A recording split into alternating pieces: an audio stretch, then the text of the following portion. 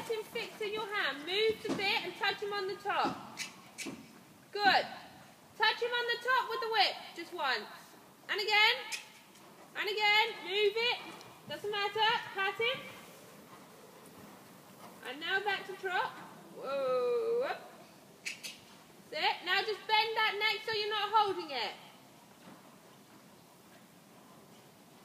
Good. And now forward. And go. Go. Go. That's better. And back. You've got to think of like massaging that bit as you do it. Otherwise you like lean too much in the rein.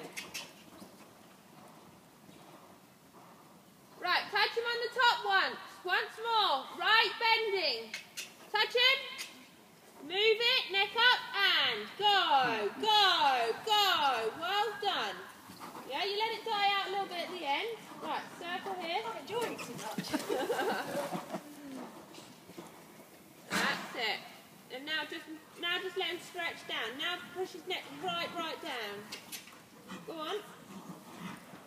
That's it. Let him stretch. She can come in, Amy. Go on. Let him stretch, Renee. Longer. That's it. Slow, not too fast.